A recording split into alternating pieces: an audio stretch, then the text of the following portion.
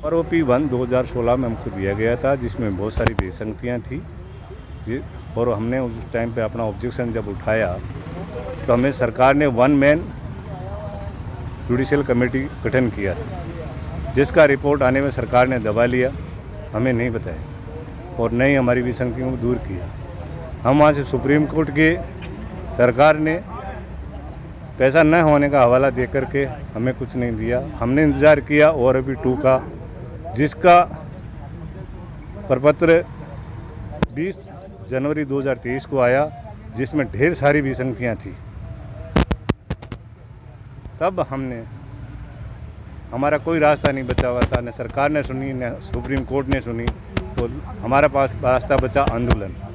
हमारा आंदोलन 20 फरवरी 2023 से जंतर मंतर पे चल रहा है, जो आज 133 दिन हो चुके हैं। इस दौरान हमने 3 अप्रैल को जिला कलेक्टर, 30 अप्रैल को माननीय सांसद और 30 मई को हर तहसीलदार और SDM को ज्ञापन देकर हमारी मांगें सरकार तक पहुंचाई, लेकिन सरकार सोई है, हमारी मांगें नहीं सुनी।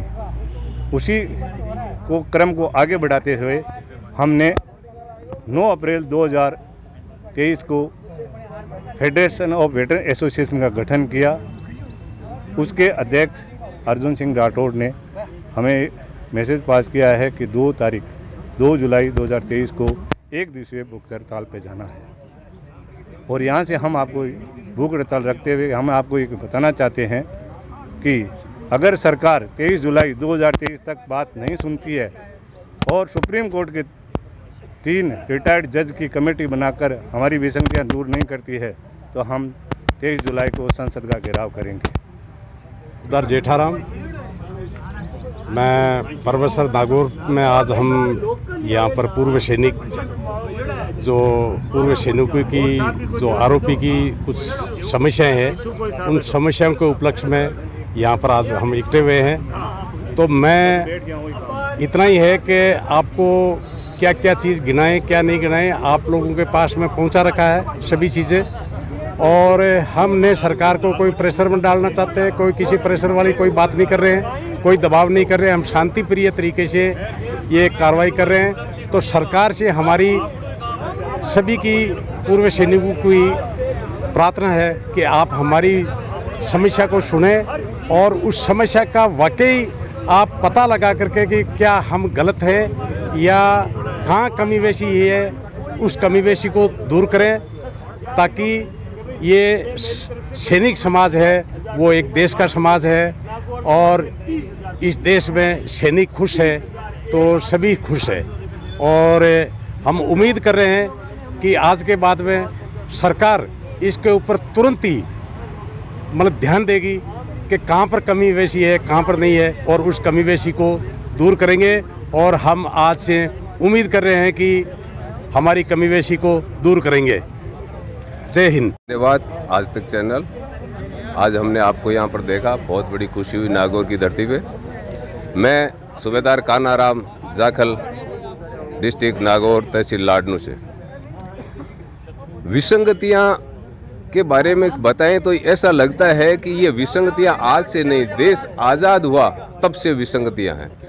पहले सेना के अंदर सैनिकों को 73% पेंशन दी जाती थी, जो कि 2006 तक वो चलता रहा। उसके बाद ये इन्होंने और एक विसंगति डाली, जो कि 73% से 50% किया। और उसके बाद जो लोग 60 साल तक सर्विस करते हैं, उनकी भारत देश के अंदर चाहे अधिकारी है चाहे जवान है, 60 साल या 58 साल सर्विस करने वाले को 33% पेंशन दी जाती है। लेकिन ये एक भेदभाव किया, सैनिकों की पेंशन 50% कर दी और अधिकारियों की पेंशन भी 50% कर दी। ये विसंगतियाँ आज से नहीं, बहुत दिनों से चल रही है और ये धीरे धीरे एक बहुत बड़ा रूप धारण कर चुका है। उसके बाद अगर पेंशन आते थे तो पहले लास्ट बेसिक पे होती थी। जैसे एक जवान पेंशन आ रहा है, उसकी पेंशन अगर 20,000 है प्रेजेंट में, तो उसको उस पे कमीशन के आधार पे, जैसे कि उसकी 30,000 तक सिपाही की तनख्वाह थी, उसी के आधार पर बेसिक को पेंशन बनाई जाती थी उसकी लास्ट स्टेज से उसकी पेंशन शुरू होती, वो भी कट ऑफ कर दी, आज प्रेजेंट का कर दिया। प्रेजेंट के अंदर भी इन्होंने ग्रेड पे को डाउन कर दिया। जो ये कमीशन में समान रैंक समान पेंशन में हुआ, जो प्रेजेंट नौकरी कर रहे सर्विस कर रहे थे उनकी ग्रेड पे डाउन करने के कारण ये नीचे चले गए, बहुत ज़्यादा नीचे चले गए और ये विसंगति पैदा हो गई।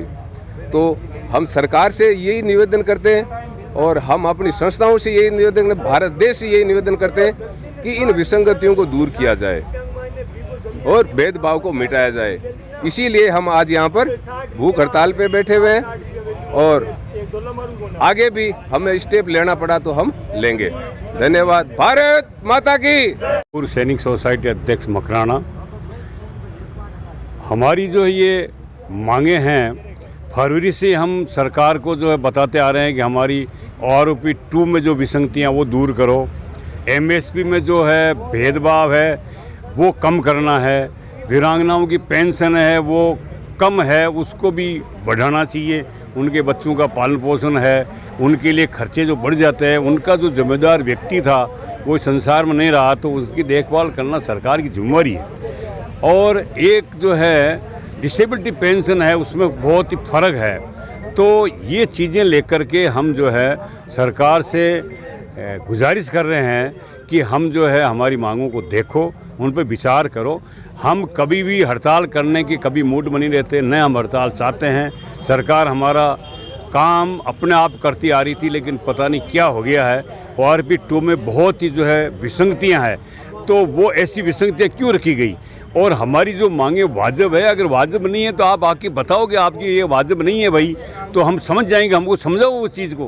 भाई एमएसपी है, उनको इतनी ज़्यादा मिल रही है, हमें इतनी कम क्यों मिल रही है? जबकि उसी विषम परिस्थितियों में हम वहाँ रहते हैं, 0 डिग्री माइनस में हम रहते हैं, 48 डिग्री पे हम रह रहे हैं, पहाड़ों में, कहाँ बच्चों से दूर, परिवार से, समाज से अलग होकर के देश सेवा में लगे हुए हैं। तो हमारे ऊपर ध्यान नहीं दिया गया तो हम हड़ताल करेंगे, क्या करेंगे? और अभी जो है हमने पहले अपने एसडीएम को ज्ञापन दिया, पर कलेक्टर साहब को ज्ञापन दे दिया, तहसील लेवल पे दे दिया, जिला लेवल पे दिया, अपने जो है एमपी महोदय सांसद उनको हम ज्ञापन दे दिया। जंतर मंतर के बहुत दिन से बैठे हुए हैं, कोई आकर के हमारी बात को सुनने को तैयार नहीं है। तो हम एक दिन की जो है ये भूख हड़ताल रखी है कलेक्टर के सामने नागौर में, इसी के लिए कि हमारी मांगों को सुनो, समझो और इसका समाधान करो। और अगर नहीं मानोगे तो 23 जुलाई को हम जो है उधर संसद का घेराव करेंगे और हमें मजबूर होना पड़ेगा ऐसा करने के लिए। और हम अपनी मांगे मंगाने के लिए जहाँ तक जाना है वहाँ तक जाएंगे और मंगा के रहेंगे। सरकार को मानना पड़ेगा वाजिब मांगे, यही हमारी मांग है।